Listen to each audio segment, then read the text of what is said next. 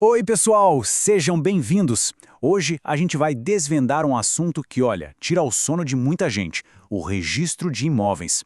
A ideia aqui é entender juntos os passos mais importantes e, claro, fugir daquelas armadilhas que podem custar bem caro. Vamos lá garantir que a sua propriedade esteja realmente segura. E para a gente começar, já lanço uma pergunta que vai direto ao ponto. O imóvel está de fato no nome de quem é o dono? Parece uma pergunta boba, né? Mas a diferença entre ter só um contrato de gaveta e ter o registro certinho no cartório é o que define, perante a lei, quem é o verdadeiro proprietário. Bom, nessa nossa análise de hoje, a gente vai passar por 5 pontos essenciais. Vamos começar com o básico da compra e venda. Depois, a gente fala de um perigo bem comum que envolve empresas e a junta comercial. Vamos entender também os limites na hora de fazer uma doação, desvendar como funciona a garantia dos financiamentos e, por último, ver como o tempo pode sim gerar propriedade.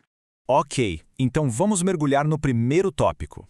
Quase tudo no mundo imobiliário começa com ele, o contrato de compra e venda. Entender bem como ele funciona é a base para todo o resto.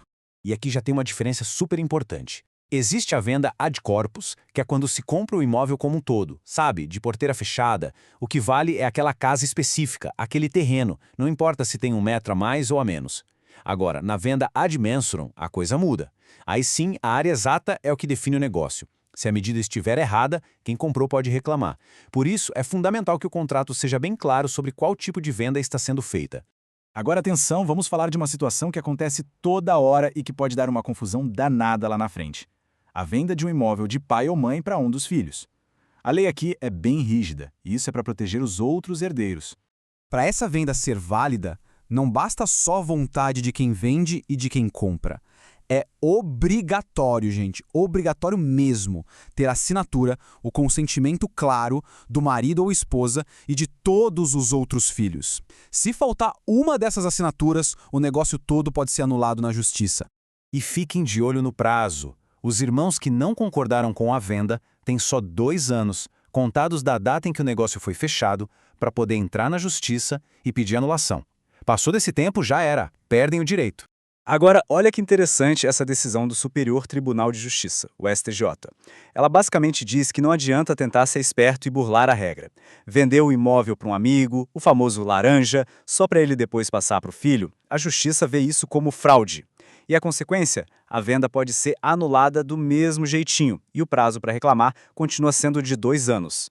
Passando rapidinho por outros 2 tipos de negócio. A permuta, que nada mais é do que uma troca de imóveis, e a dação e pagamento, que é quando alguém entrega um imóvel para pagar uma dívida. Na prática, o que a lei diz é que as regras da compra e venda, inclusive essas que a gente acabou de ver, costumam valer para esses 2 casos também. Vamos mudar um pouco o foco agora e falar de imóveis que entram no mundo das empresas. E aqui existe um perigo, um erro muito comum, que pode deixar um patrimônio super valioso totalmente desprotegido. A situação é a seguinte: um sócio resolve usar um imóvel que é dele, pessoa física, para pagar a sua parte na sociedade. O nome técnico para isso é integralização de cota social. Aí ele coloca isso lá no contrato social da empresa, registra na junta comercial e pensa: pronto, resolvido. Mas não está. E essa decisão do STJ que está na tela deixa isso mais claro que a água. O tribunal já decidiu. Registrar o contrato social na junta comercial não transfere a propriedade do imóvel. Para a empresa ser de fato a dona, é fundamental levar esse mesmo contrato social para registrar também lá no cartório de registro de imóveis da região. Sem esse segundo passo, o imóvel, para todos os efeitos legais, continua no nome do sócio. Seguindo em frente, vamos falar sobre doação. É um gesto de generosidade, né? Mas a lei coloca alguns limites, não só para proteger os herdeiros, mas principalmente para proteger a própria pessoa que está doando o seu patrimônio. Uma das regras mais importantes é a proibição do que a gente chama de doação universal. A lei considera nula, ou seja, sem validade nenhuma, uma doação em que a pessoa entrega todos os seus bens sem reservar para si uma parte ou alguma renda que seja suficiente para ela mesma sobreviver. É uma medida de proteção básica, né? E tem também algumas ferramentas para proteger quem doa. Por exemplo, a cláusula de reversão. Ela garante que, se a pessoa que ganhou o imóvel morrer primeiro, o bem volta automaticamente para o doador, em vez de ir para os herdeiros de quem recebeu. E tem mais. Em casos muito graves, como uma agressão, por exemplo, a lei permite que a doação seja desfeita por ingratidão. Agora a gente chega no coração do financiamento imobiliário no Brasil. A alienação fiduciária. É o tipo de garantia que fez o crédito ficar mais fácil e barato, e é essencial entender como ela funciona.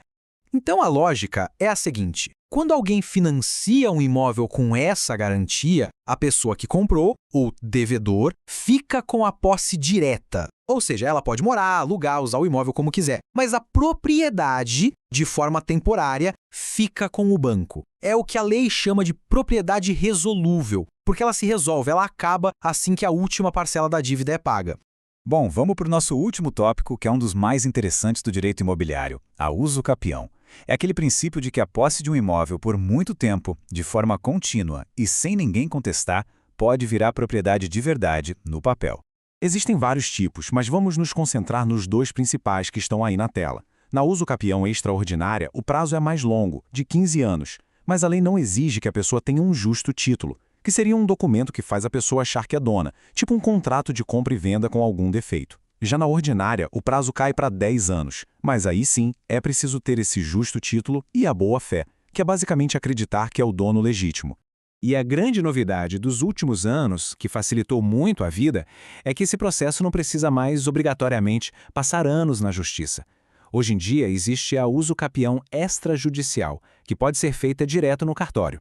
E o passo a passo que está na tela mostra bem como esse caminho funciona. Começa com uma ata notarial para provar o tempo de posse, precisa de um advogado acompanhando, tem que apresentar a planta do imóvel, certidões, aí o cartório avisa os órgãos públicos e publica um edital para ver se alguém se opõe. Se ninguém aparecer e estiver tudo certo, o oficial do cartório faz o registro e pronto, a posse vira a propriedade oficial. E com isso, a gente fecha essa nossa análise. A pergunta que fica no ar é: depois de ver tudo isso, como é que está a situação da documentação do seu imóvel? Dar essa conferida não é só burocracia, gente. É a garantia da segurança do seu patrimônio. A gente se vê na próxima.